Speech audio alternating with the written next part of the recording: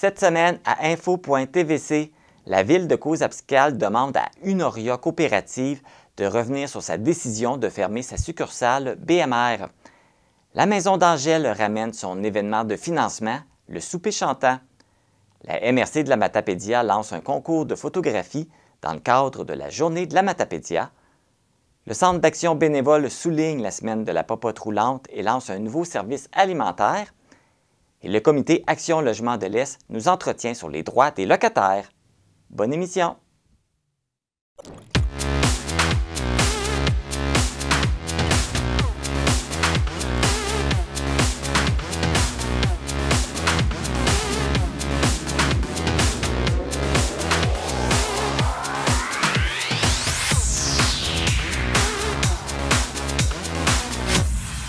Ici Marc Baudouin, bienvenue à cette édition du vendredi 15 mars 2024 d'Info.tvc. Mercredi avait lieu la commémoration du 13 mars et plus de 400 personnes se sont rassemblées en soutien aux victimes de cette tragédie. La TVC avait transmis en direct l'événement sur le câble et sur ses réseaux sociaux. Si vous n'avez pas été en mesure de suivre la soirée, vous pouvez visionner les vidéos de l'allocution et de la messe sur la page Facebook de la TVC. Et l'événement sera rediffusé sur nos ondes, le canal 4 de Cogeco. Surveillez la grille horaire pour connaître la date et l'heure de rediffusion. Débutons maintenant avec les actualités matapédiennes.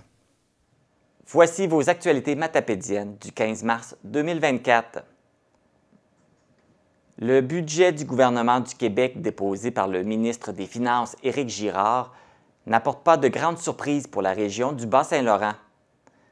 Le comité exécutif de la table régionale des élus municipaux du Bas-Saint-Laurent déplore le peu de ressources allouées pour faire face aux grands défis socio-économiques régionaux, dont la crise du logement, le sous-financement du transport collectif en région et la disparition des services de proximité dans les milieux ruraux.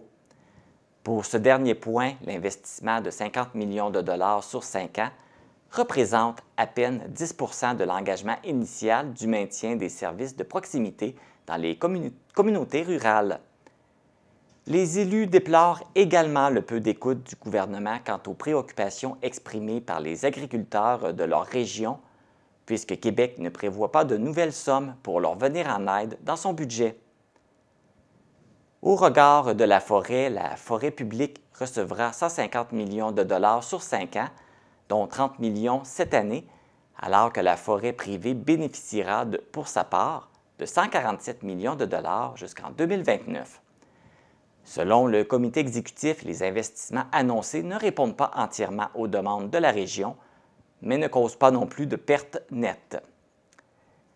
La table régionale salue tout de même l'investissement de 27 millions de dollars pour soutenir la desserte aérienne des régions qui viendra répondre à des besoins importants de l'aéroport régional. Mentionnons aussi qu'un investissement de 25 millions de dollars pour améliorer la couverture cellulaire dans 11 régions du Québec, dont le Bas-Saint-Laurent, est prévu pour l'année 2024-2025. L'avenir des 2 télévisions communautaires sur les territoires de la Haute-Gaspésie et de l'Estran est toujours incertain depuis que le câblo-distributeur Cogeco a annoncé qu'il cessera d'offrir ses services de diffusion. TELUS étant le seul autre diffuseur sur le territoire, il est donc essentiel qu'il inclue ses chaînes de télévision dans son offre pour assurer la diversité et la qualité de l'information locale et régionale disponible pour les citoyens. Dans cette optique, une pétition est en cours pour demander au câblo-distributeur TELUS de prendre ses responsabilités envers sa clientèle et les communautés chères à sa philosophie d'entreprise en offrant une chaîne de diffusion à chacune des 2 télévisions communautaires. Pour avoir accès à la pétition, rendez-vous sur le site change.org où vous pouvez avoir accès au lien par l'entremise de la page Facebook Télé-Soleil. Rappelons que les télévisions communautaires jouent un rôle crucial pour informer les citoyens et maintenir un lien communautaire dans des régions largement délaissées par les grands réseaux.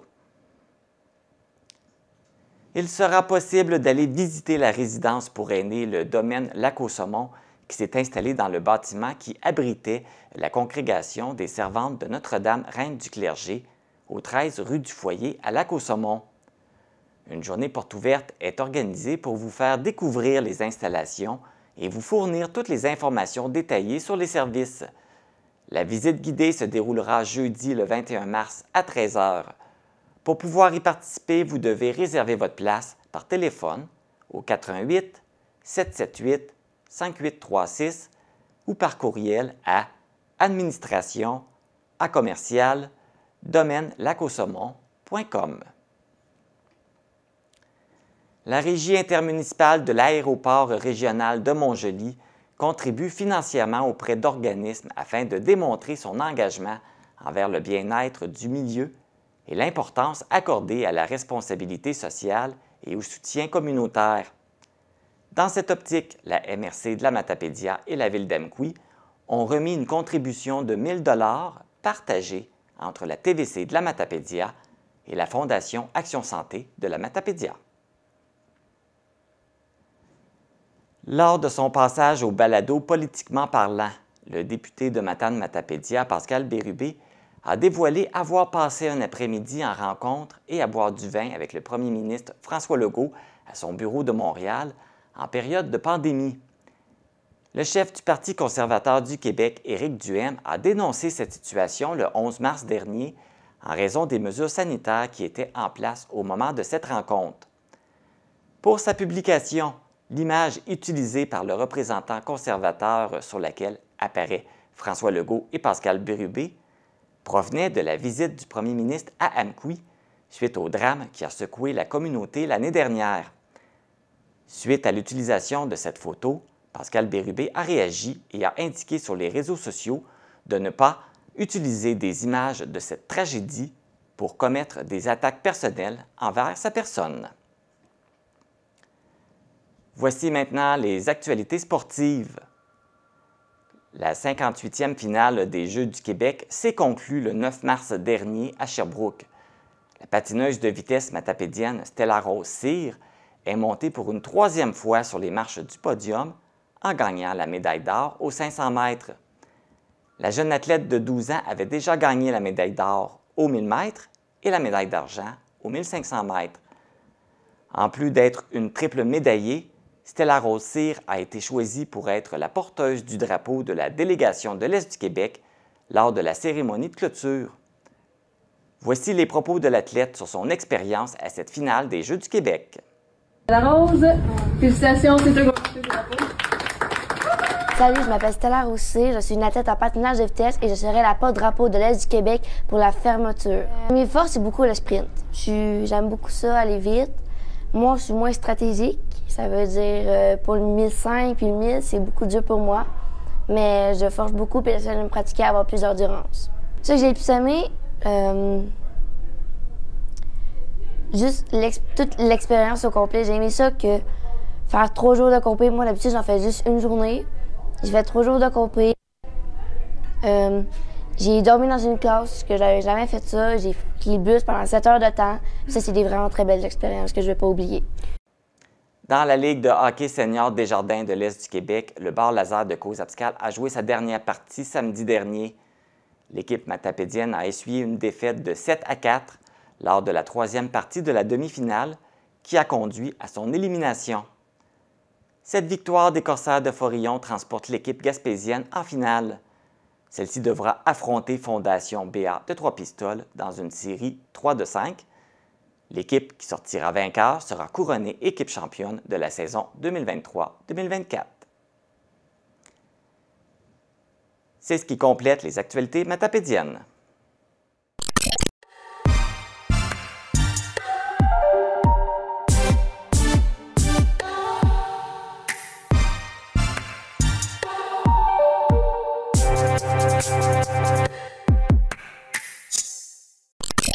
L'annonce de la fermeture de la quincaillerie BMR de Coz-Abscal a créé un onde de choc dans la population. Suite à cette décision, la mairesse et le directeur général de Coz-Abscal ont demandé aux représentants de la coopérative Unoria de venir rencontrer la population afin de répondre aux questions des citoyens. Je suis sur place pour assister à cette rencontre. Le commerce de Coz-Abscal, si je peux aller plus spécifiquement dans ce commerce-là, c'est un commerce qui était, bon an, mal an, dégageait pas des grosses rentabilités, mais c'était pas mal proche de zéro. Quand c'est pas mal proche de zéro, nous autres, c'est un service aux membres, mais pas de problème, on continue d'opérer. Et aujourd'hui, avec la perte importante que la coopérative a générée, il fallait regarder ce dossier-là. Cosascal, on a présenté pour le BMR plusieurs scénarios. Au début, on ne s'alignait pas du tout pour annoncer une fermeture. On regardait s'il n'y avait pas possibilité de revoir le modèle d'affaires du BMR, transformé, exemple, en BMR Express, qui permettait d'avoir moins d'inventaire, fonctionner différemment avec la livraison et de faire aider un peu du commerce d'Amqui. Plusieurs actions qui ont été regardées. On a aussi regardé aussi pour réduire au minimum les heures, ce qui avait déjà été fait à ce moment-là. On a diminué le stock saisonnier, du stock qui ne roule pas, de saisonniers, etc. Les planchers, les matériaux, on a regardé qu'est-ce qu'ils voulaient le plus. Partager le chauffeur du boom truck, exemple, avec Amqui, c'est des choses qu'on a regardées. On a rentré l'outillage de Walt pour faire augmenter les ventes. On a aussi retiré un camion cube. Bref, on a regardé plusieurs actions pour amener des rentabilités.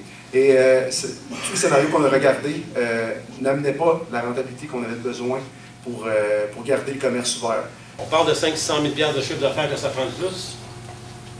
Hey, ça fait 500 000, c'est pas drôle, mais tabarouette, c'est quoi 500 000 là? Il y a 50 semaines dans l'année.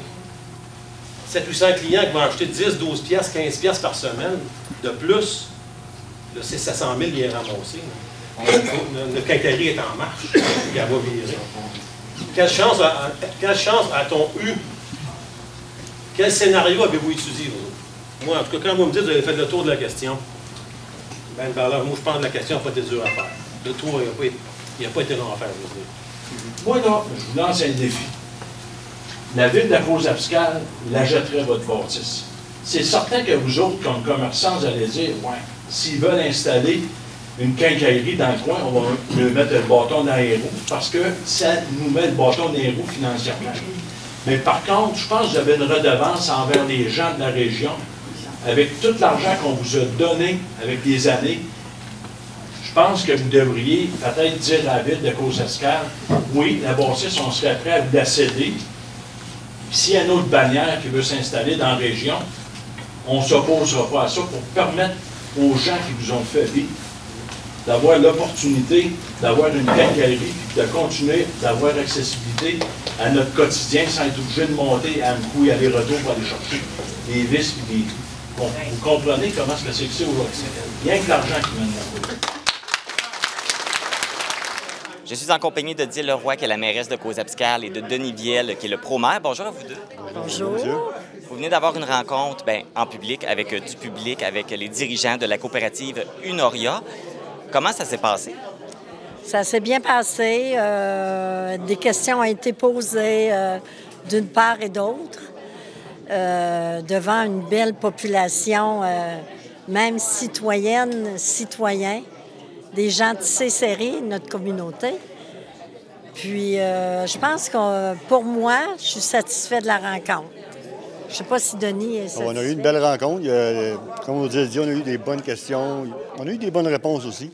C'est sûr que c'est une compagnie, c'est une coop, oui, mais c'est une compagnie privée. Il n'y avait pas de compte à nous rendre. C'est sûr que pour la population, c'est malheureux. C'est malheureux parce que c'est une quincaillerie qui a toujours été là. Puis là, du jour au lendemain, elle est partie, on n'a plus de quincaillerie. On fait quoi? Tu sais, la population, elle tient sa quincaillerie. On tient nos biens, on tient nos choses. C'est une famille, Cause-Abscale. C'est pas n'importe qui. C'est pas une des grandes municipalités. C'est pas des grands terrains, beaucoup de monde. T'sais. C'est justement un point qui a été amené lors de la rencontre, autant par la Ville qu'autant par les citoyens. Ça s'est fait très rapidement. Ils ont annoncé la fermeture, c'est déjà fermé. Même ce que vous avez apporté, c'est que personne n'a été consulté, personne n'a été avisé que ça allait pas bien, personne ne savait que ça s'en allait dans cette direction-là. Alors, justement, vous auriez aimé que ça être plus consulté ou qu'on vous tienne au courant de la situation? Oui, moi, je trouve qu'ils ont manqué un petit peu de respect envers mes citoyens puis la population, mon conseil de ville, parce qu'on a su ça du jour au lendemain. Ça n'a pas de bon sens. Puis toujours la transparence, parce que la mission d'une coop, c'est prendre soin de leur communauté, de leur donner de leur mieux, mais pas cette fois-ci, là. Alors, moi, ce que j'ai demandé un retour sur ce qu'ils avaient décidé, sur la décision, parce que je crois au miracle. On verra. C'est sûr que, tu sais, pour nos gens, là, c'est une grande perte. C'est une grande perte, là. C'était à nous autres, là. C'était comme à nous. Hein. Vous l'avez même proposé. Êtes-vous prêt à revenir en arrière? On est prêt à s'asseoir avec vous, négocier. Vous ne l'avez pas fait avant, mais on vous ouvre la porte. Pensez-vous que ça va avoir un impact?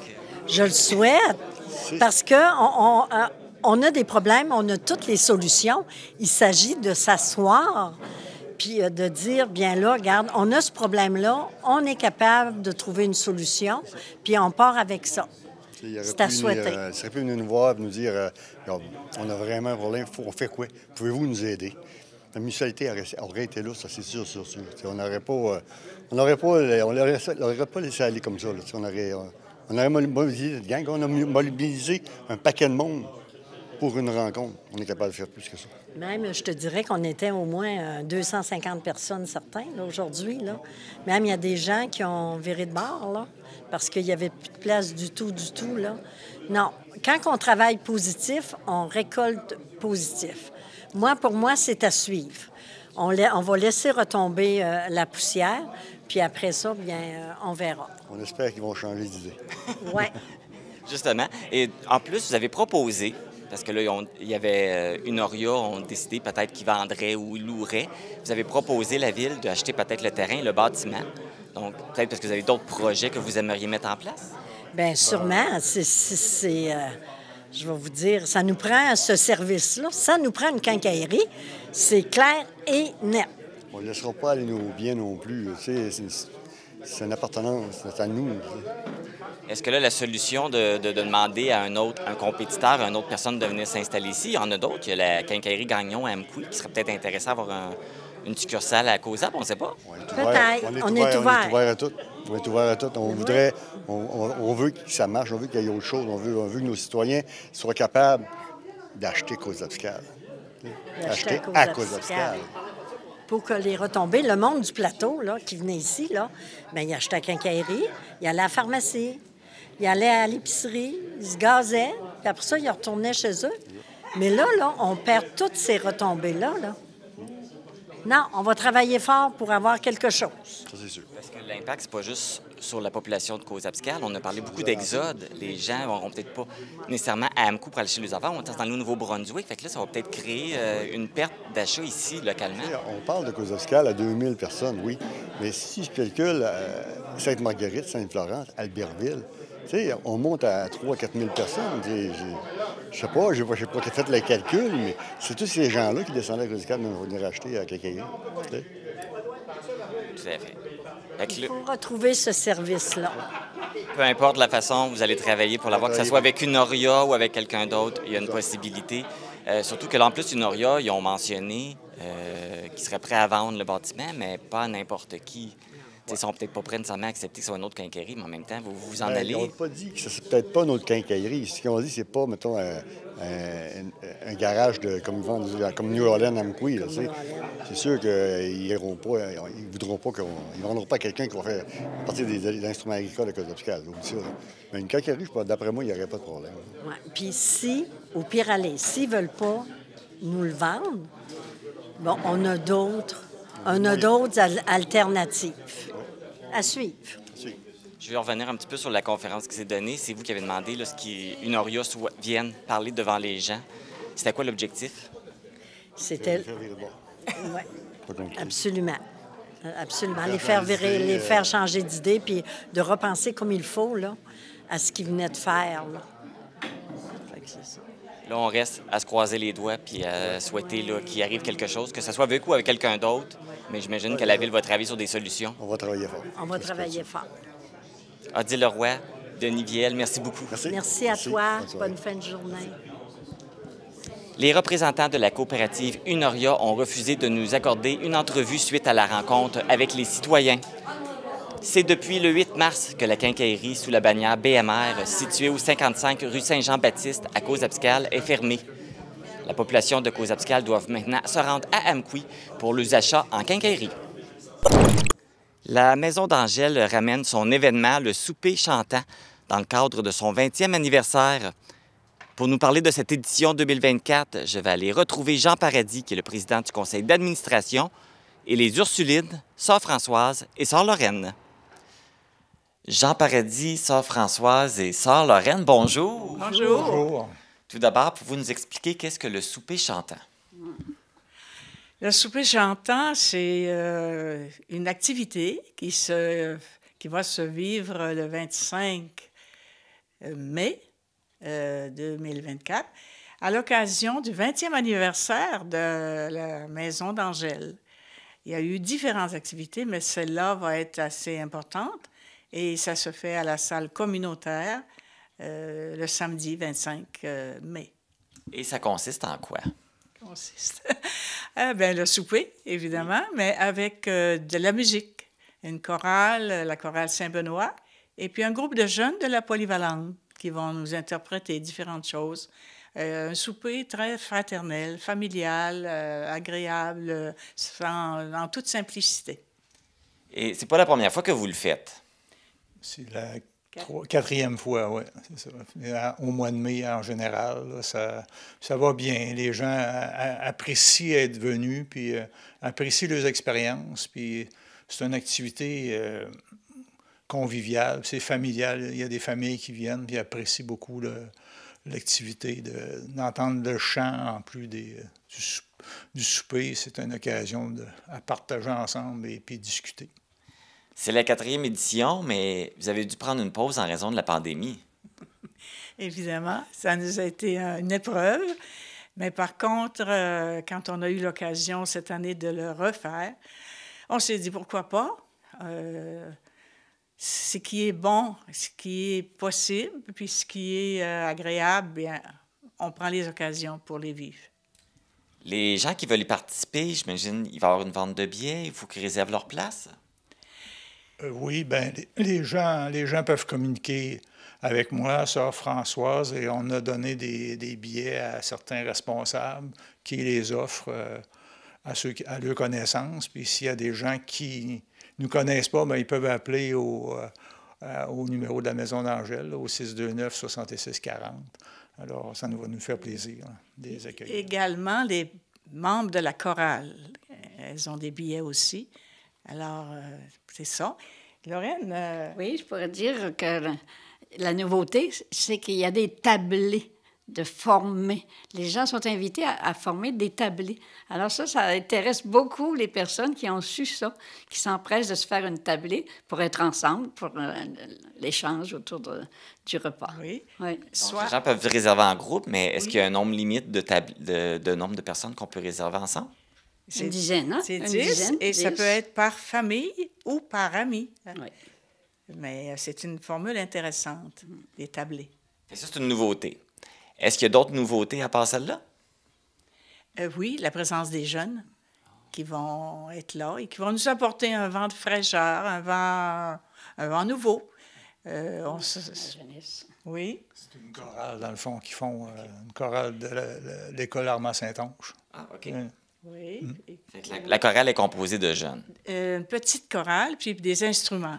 Guitare, je sais qu'il y a guitare, mais je ne sais pas encore quels sont les autres instruments, mais dès qu'il y a des jeunes quelque part, ça attire, puis c'est agréable. Et ça va être une surprise de voir c'est quoi les autres instruments, qu'est-ce qu'ils nous réservent comme surprise. Et comment ça va se dérouler, là, la soirée? Oui.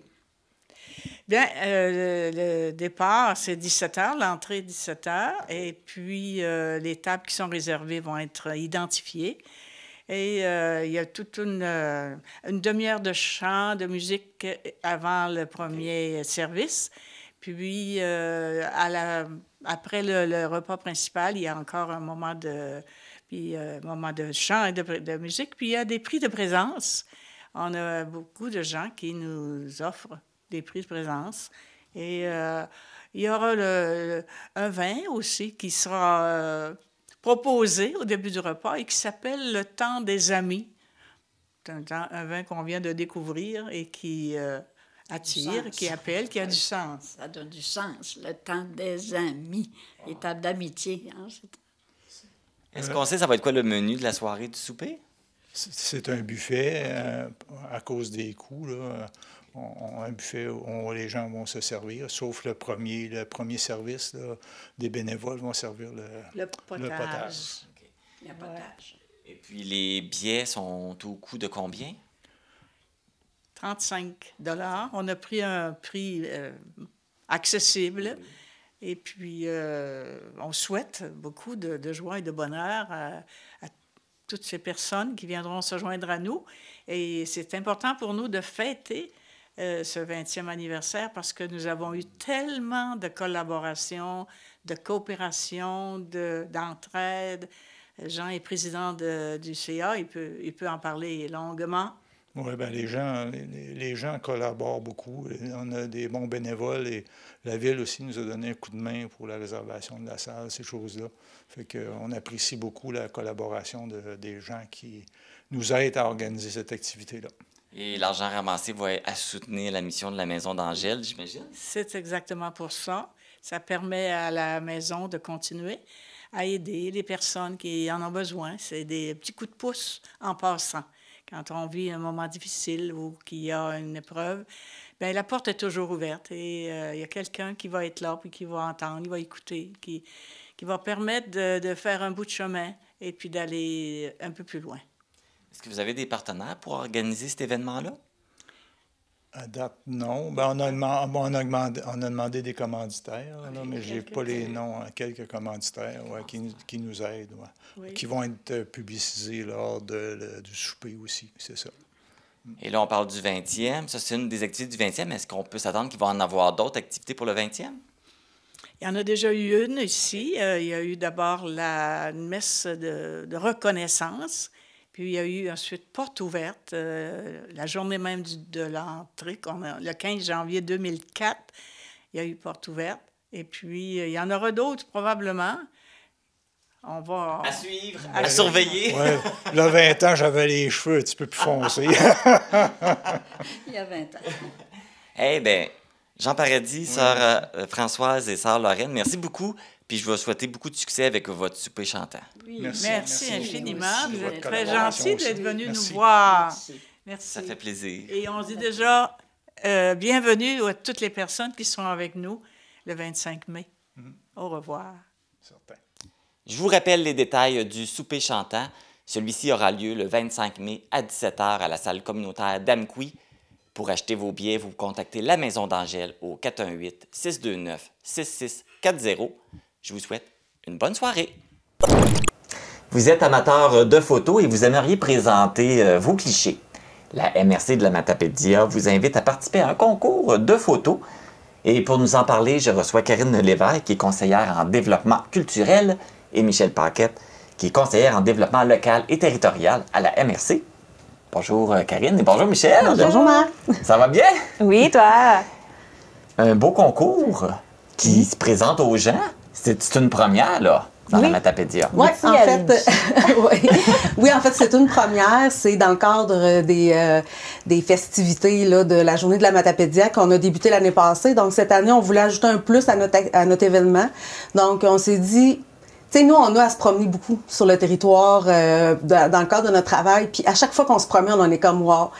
On a tellement beau territoire, on a tellement des beaux bâtiments. Les gens sont fiers de leur maison, de leur cours, à chaque fois qu'on se promène, c'est de toute beauté. Donc, on se disait, pourquoi pas immortaliser ça en proposant de faire un concours photo dans le cadre de la Journée de la Matapédia.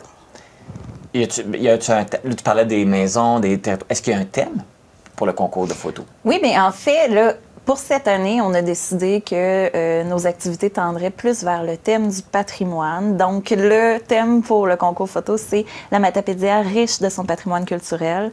Et c'est le patrimoine en général. Donc, ça peut être, oui, les bâtiments, mais ça peut être aussi le paysage culturel, ça peut être aussi le mobilier, les personnages historiques, les pratiques aussi.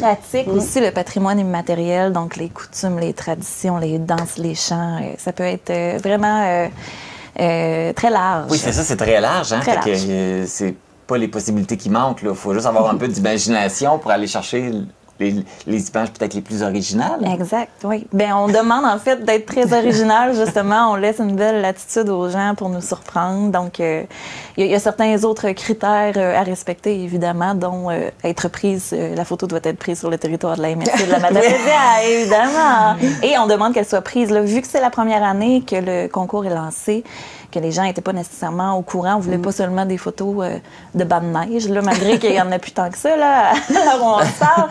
Mais, alors, on a une tempête, là. Oui, c'est vrai. Il faut se dépêcher de prendre des photos parce que ça va fondre vite. Mais en fait, c'est ça, on demande que les photos soient prises dans les 2 dernières années aussi. Okay. Dans les critères, est-ce qu'il y a d'autres critères, dimension de photo ou y a-t-il d'autres critères qui sont demandés, exigés? En fait, on demande qu'elle soit de bonne résolution. La résolution idéale pour nous, pour l'impression, c'est 300 dpi. Donc, ça, idéalement.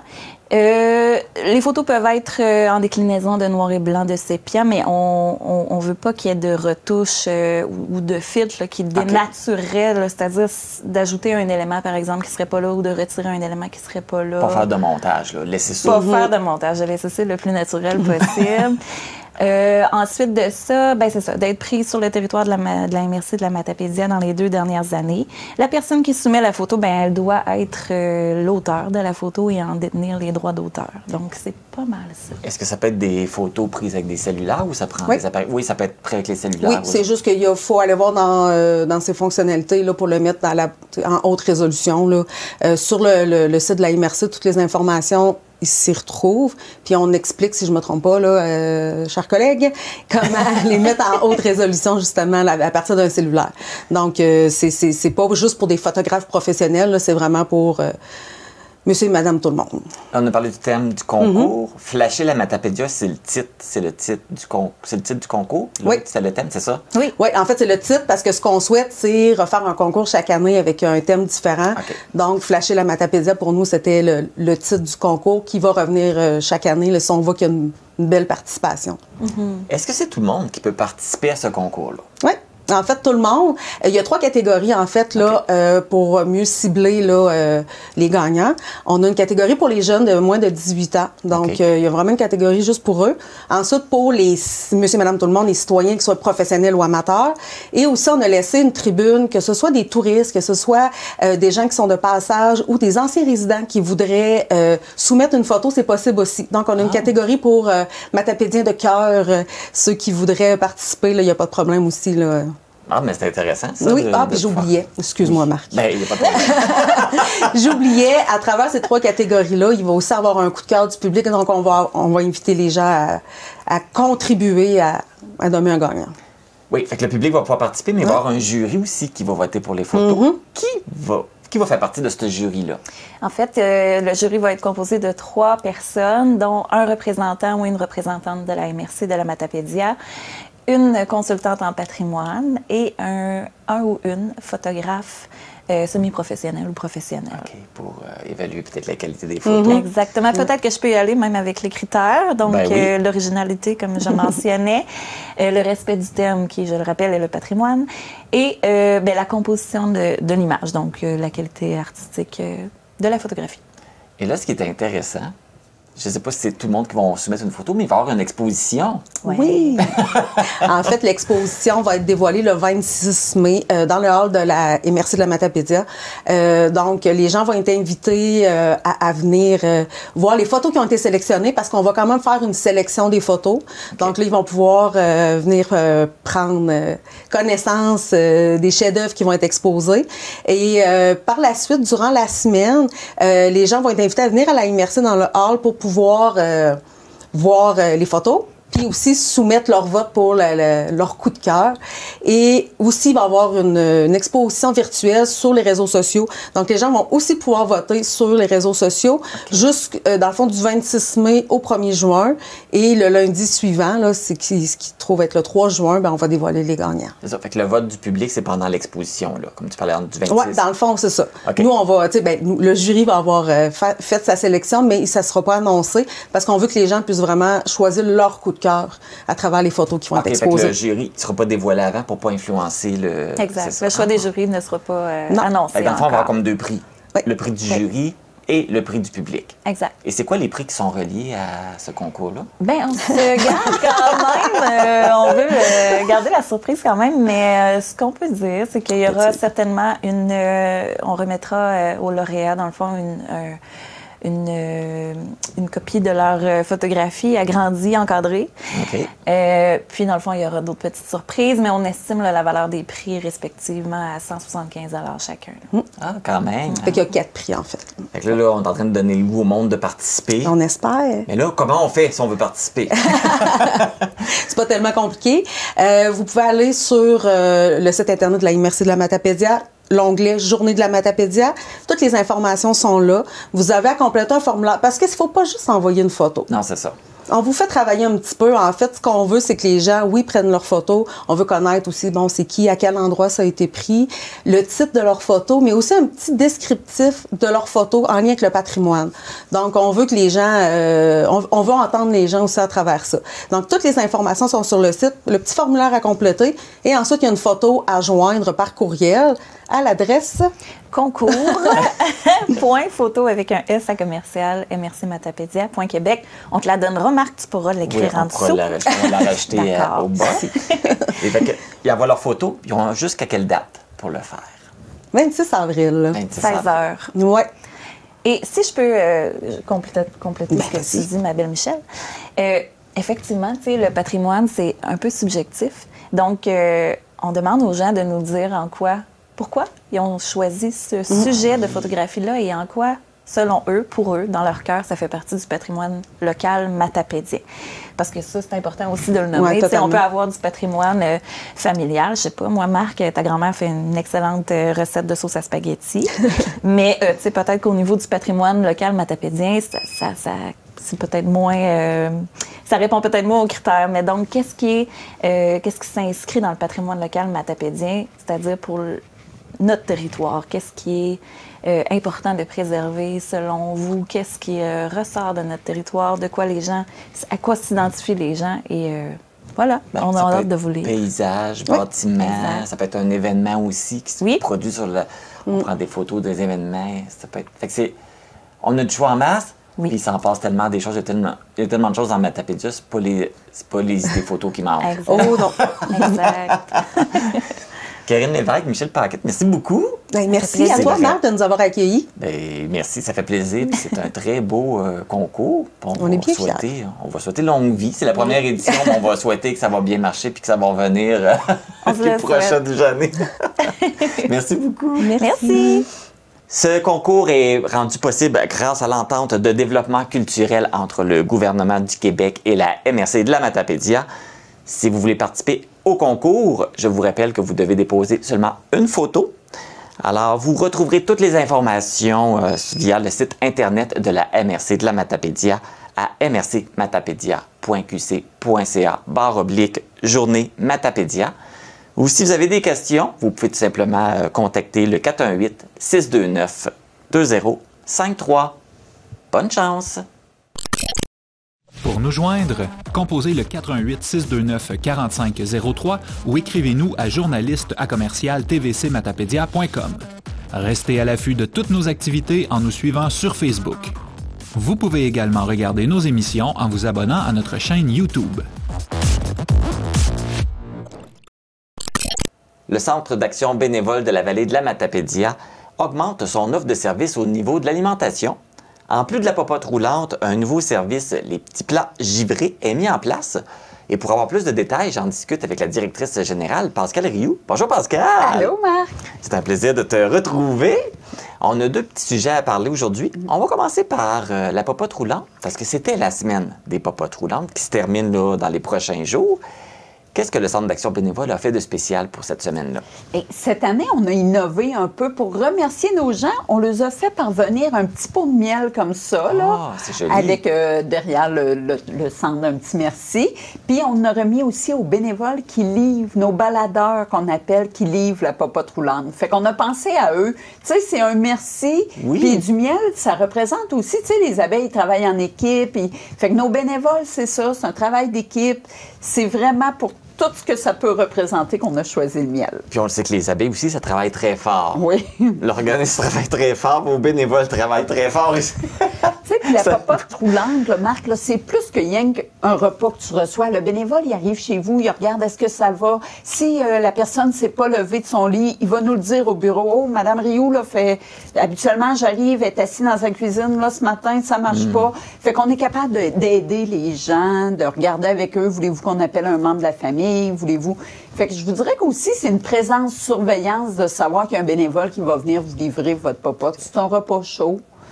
Toujours, c'est 8 Oui. C'est pas si dispendieux que ça. Fait que c'est pour ça que c'est important de souligner cette semaine-là à chaque année. Et puis, voilà, c'est fait.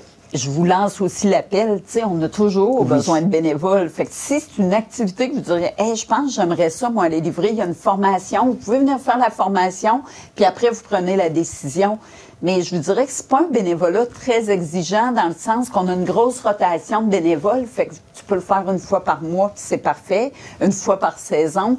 La personne nous dit ses disponibilités, puis on va l'insérer dans l'horaire qu'elle puisse le faire, puis on fonctionne par secteur. C'est ça. Puis c'est un beau service. Puis il y a combien de personnes dans la Matapédia qui bénéficient du service de la popote roulante? En ce moment, tu sais, je te dirais, on livre, exemple, le mercredi, là, environ 54-58 repas, mais il y a d'autres jours qu'on en livre moins, d'autres jours qu'on en livre plus. Ça dépend, mais on est aux environs de 60 repas par jour. On livre 3 jours semaine. C'est ça. Là, on parlait des livreurs, mais il y a tous ceux qui préparent les repas aussi, là, qui travaillent fort. Oui, en ce moment, notre traiteur, c'est Moisson Vallée qu'on remercie. Fait qu'il y a l'équipe de Moisson, puis il y a des bénévoles qui aident pour l'emballage, pour portionner les plats, tout ça. Fait que ça aussi, c'est bien, là. Un beau service qui est offert. Là, il y a un nouveau service, justement, qui démarre, les petits plats givrés. Qu'est-ce que c'est? Les petits plats givrés, c'est un choix de menu que les gens font, puis ça arrive chez eux congelé. Ils peuvent juste acheter des plats principaux, 3 plats minimum pour que ça fasse 5 $ du plat pour 15 $. On ne se déplace pas en bas de ça. Puis quand ils sont prêts à le manger, ils l'envoient. Le plat peut aller au four ou au micro-ondes, font chauffer puis sont prêts à manger. Ils peuvent s'acheter aussi des soupes ou des desserts. Fait qu'à ce moment-là, 1 $ par soupe, 1 $ par dessert. Fait que c'est pas tellement dispendieux, c'est pour aider les gens à rester le plus longtemps possible à domicile. Tu sais, il y en a qui veulent rester, puis ça devient une... Puis je vous dirais que les plats sont pas trop salés. Vous aimez plus le sel, rajoutez-en. Mais nous, on cuisine pour que ça fasse à la masse en général. Les soupes et les desserts sont congelés aussi? Oui. Oui, tout est... Fait que dans le fond, ça l'arrive, puis ils peuvent le manger quand ils veulent. S'ils ne veulent pas le manger tout de suite, au moins c'est en réserve. Et après ça... En ce moment, on voit des gens qui savent qu'ils vont être opérés, qui se font des petites réserves pour qu'après, lors de l'opération, ils soient capables de retourner à domicile puis pas être obligés d'être debout au comptoir. Là. Ils ont des plats congelés qui peuvent venir les dépanner.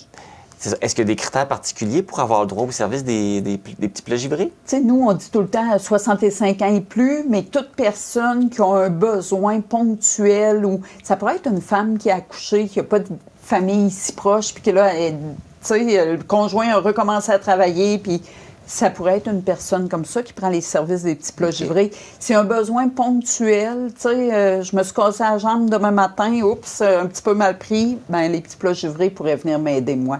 C'est sûr, c'est pas du long terme pour les gens qui sont en âge de travailler puis qui ont les capacités de le faire. Mais pour un imprévu, tout ça, c'est d'appeler au centre d'action bénévole. Est-ce que ça fonctionne comme la popote roulante? Ils doivent choisir, ils ont un menu, ils font leur choix de menu et...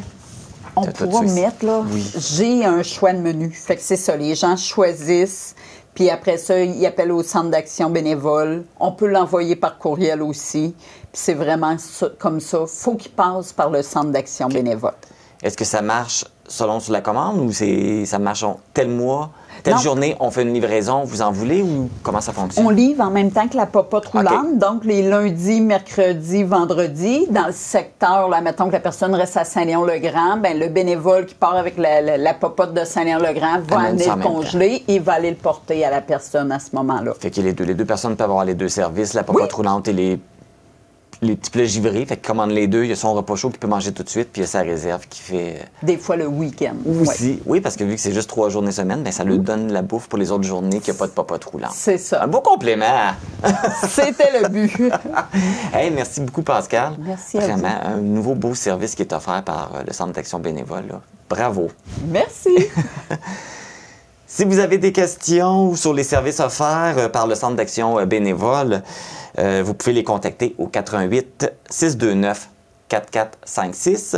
Vous pouvez également consulter la page Facebook. Depuis 2021, le comité Action Logement de l'Est défend les droits des locataires de la MRC de la Matapédia. Pour nous entretenir sur cet organisme, je reçois le coordonnateur Sylvain Dubé. Bonjour Sylvain. Bonjour. Merci de m'accueillir. Ça fait plaisir, merci d'avoir accepté notre invitation. Tout d'abord, qu'est-ce que le comité Action Logement de l'Est? Le comité Action Logement de l'Est est né d'une initiative à l'époque de l'Alliance contre la pauvreté. Il y a eu un besoin de vérifier dans tout le Bas-Saint-Laurent, les 8 MRC, quels étaient les besoins vraiment pour briser la pauvreté, l'exclusion. Et puis, dans la MRC où mon bureau est situé de Matane, ça a été justement un souhait des citoyens de créer un organisme de défense des droits des locataires, ce qui inclut à la fois la Matapédia et la Haute-Gaspésie. Donc, depuis novembre 2021, on est officiellement en fonction. Et il y a combien d'employés puis de membres dans l'organisme? Il y a un seul employé. J'ai dit héros esselé, mais dans les faits, c'est qu'on est constamment, comme d'autres organismes communautaires, à la recherche de solutions de financement pérenne pour être capable, parce que manifestement, c'est rendu un peu à l'heure du jour. Hein, dans toutes les nouvelles, là, il y a vraiment un problème pénurie de logement, puis il y a aussi ce qu'on appelle, c'est un peu nouveau, mais une situation de mal-logement chronique pour les gens les plus vulnérables et on est en train, malheureusement aussi, avant on pouvait dire « Ah, c'est seulement les gens à faible revenu ou les gens qui ont des problèmes de santé ». Mais là, la classe moyenne devient de plus en plus pauvre avec tout le contexte de hausse du coût de la vie et la surspéculation aussi des logements. Donc, on est de plus en plus... c'est pour ça que ça a été créé. On est là pour défendre, dans la mesure du possible, informer, accompagner, appuyer les gens lorsqu'ils se questionnent sur leurs droits en matière de logement. Oui, c'est ça. Les gens qui veulent savoir c'est quoi leurs droits quand ils vivent une situation, ils peuvent vous contacter. Là, ils ont une place qu'ils peuvent s'informer, appeler pour avoir de l'information. Parce que c'est pas toujours évident. C'est quelque chose d'avéré. C'est pas tout le monde qui est d'accord, mais depuis la pandémie, il n'y a jamais eu autant de bris de service de plusieurs ministères ou de non-service tout court, c'est-à-dire qu'il y a réellement une craque dans le système que les gens sont laissés à eux-mêmes à se débrouiller. Et le logement en fait partie. L'accès à avoir de l'aide juridique ou à avoir de l'accompagnement juridique lorsqu'on a une situation un peu compliquée. Une partie de notre mission aussi, c'est d'éviter que les gens se rendent jusqu'à la cour. Parce que lorsqu'on est bien informé, c'est le Code civil, quand on est bien informé sur la loi, il y a une question de réciprocité entre un propriétaire et un locataire qui dit clairement, ben, si on connaît tous les deux la loi, on va éviter de se rendre là. Fait que nous, on est très facilitant à éviter de se rendre à la cour. Puis justement, pour vous aider à vous faire connaître, vous faites la tournée pour rencontrer les locataires. Vous étiez à Amqui aujourd'hui. Oui, c'est ça. Donc, à quoi ça consiste justement ces tournées-là? C'est quoi vous donnez comme information? Le but, dans le fond, c'est de parler des principaux problèmes à lesquels on nous interroge, c'est-à-dire les hausses de loyer, les problèmes d'insalubrité, des fois c'est des chicanes de voisins. Il y a toutes sortes de choses quand j'ai de la misère à payer mon logement, parce qu'il y a eu, hormis la spéculation, l'achat de maisons, il y a aussi eu de grosses hausses de coûts de loyer. Et dans notre cas, on a bloqué énormément de demandes qui est très douteuse, voire même frauduleuse. C'est-à-dire que vous n'êtes pas sans savoir que présentement, le tribunal administratif du logement, ou anciennement la régie du logement, a produit chaque année, en janvier, genre de normes, de règles de calcul de ce que serait une hausse de loyer acceptable. Et c'est là qu'entre janvier et la fin mars, à peu près, c'est là qu'on reçoit le plus d'appels pour en arriver à comprendre un petit peu, est-ce que c'est normal qu'on augmente de 50 ou 100 $? Juste en 2023, les 3 MRC confondus, on a aidé à bloquer des demandes de 200, 300, 400 $ d'augmentation, surtout envers des personnes âgées. Okay. Des gens qui, la plupart du temps, ont pas ou peu d'habitude ou d'expérience avec l'informatique, des choses comme ça. Ça fait que les gens sont confrontés à des fois à recevoir un avis, ils ne savent même pas. Très souvent, l'avis, c'est de l'avis genre manuscrit, alors que le tribunal produit un formulaire clair qui nous dit par exemple, vous avez trois réponses quand il y a une hausse de loyer. C'est de ça qu'on va jaser aussi, entre autres, mais c'est oui, je le veux, non, j'accepte pas et je m'en vais, ou j'accepte pas la hausse, mais je garde mon loyer. C'est là que le propriétaire, s'il n'est pas raisonnable, s'il est raisonnable, va discuter avec le locataire de trouver un juste milieu entre la hausse demandée. Il y a toutes des règles de calcul, mais aussi, il sera obligé de demander au tribunal de statuer sur la hausse qui a été demandée. Et très souvent, 2 fois sur 3, on ne se rend pas au tribunal parce que les gens vont trouver un juste milieu raisonnable, selon aussi le budget des gens aussi. Oui, parce que c'est pas toujours évident de savoir si l'augmentation qu'on nous fait est raisonnable. Et puis, effectivement, de parler qu'on n'est pas obligé de... On peut refuser une augmentation, ça, il y a peu de gens qui le savent. On a l'impression que si on refuse l'augmentation, on va être mis dehors de notre loyer, mais c'est pas le cas. C'est pour ça que la rencontre, c'est pour expliquer la base des problèmes les plus récurrents. Et on a une deuxième partie où là, les gens vont pouvoir plus, pour personnaliser, mais émettre certaines questions, peut-être des avis sur la situation du mal-logement. C'est quoi le mal-logement? C'est pas d'avoir de plan B, plan C lorsqu'on est à un endroit qu'on n'est pas heureux ou qu'on est mal logé. Puis souvent, vous savez, dans les villages, je l'explique à qui veut l'entendre, mais dans les communautés hors des grandes villes, c'est souvent 80-85 % que c'est des maisons unifamiliales. Donc les gens, c'est pas leur problème, le logement. Et il y a une grave discrimination qui en a découlé aussi de la pandémie. Les gens ils ont effectué un repli sur soi-même. Et dans le fond, on est dans un contexte où si on n'a pas les sous pour se payer des services privés, bien, on attend, on fait la file. Fait que vous comprenez qu'une rencontre qu'on fait publique comme ça, c'est pour donner les bonnes balises aux gens pour aller chercher les bonnes informations pour être capable, pas juste de se défendre, mais d'établir une bonne relation avec un propriétaire. Parce qu'il y a des bons propriétaires. Et il y a des bons locataires. Oui. Mais ce qui se passe aux nouvelles, c'est ce qui ne marche pas. Mais le restant, quand on fait un bon travail, on n'entend pas parler. C'est pour ça qu'on va voir les gens, pour leur dire on existe.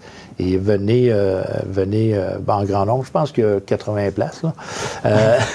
Venez en grand nombre, entendre, et puis on va donner des documents, des dépliants sur telle thématique qu'on va aborder. Et puis, là, on parle de la pénurie de logements aussi. Là, vous parlez des droits et tout ça. Est-ce qu'il y a une aide aussi pour aider à trouver des logements pour ceux qui ont de la difficulté? Ou... malheureusement, on ne peut pas être entre l'arbre et l'écorce. C'est-à-dire que je reçois fréquemment des demandes d'aide, là. Mais la réalité, c'est... On fait quoi? Moi, tous les mois, je me retrouve à la cour à accompagner des gens. Parce que malheureusement, aussi, 2 fois sur 3, les gens, quand ils demandent de l'aide, c'est qu'il est trop tard. Ils ont reçu un avis, comment on appelle ça, un avis juridique, un avis de comparution. Et dans la plupart des cas, les gens n'ont pas les moyens de se payer un avocat privé. Fait qu'on arrive là. On arrive là pour essayer de comprendre, les informer au maximum. Mais si on revient à votre question de base, je l'ai perdu, votre question de base. C'était... Non, je parlais pour la pénurie de logements, de l'aide pour trouver des loyers. C'est que, exemple, dans la région de Matane, il y a ce qu'on appelle un SAL, un service d'aide à recherche logement. Les gens, s'ils ont accès à l'Internet, peuvent taper sur Google, là, et puis c'est financé par la société, la SHQ, Société d'habitation du Québec, qui donne des sous à pas mal d'OMH ou d'office municipal d'habitation.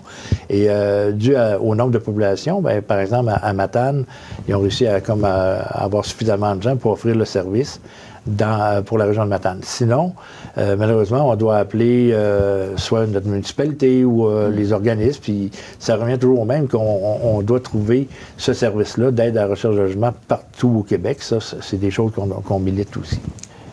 Dans votre mission, dans vos objectifs aussi, vous parlez aussi contre la loi 31 qui brime les locataires, dans le fond, dans leurs droits. Là. Oui, la loi 31... ce que tout le monde peut retenir assez facilement, c'est qu'il y avait un droit de cession de bail. Le droit de cession de bail, c'était carrément que si je quitte avant puis qu'on peut avoir quelqu'un qui serait intéressé à notre bail, bien, ça permettait de garder le prix,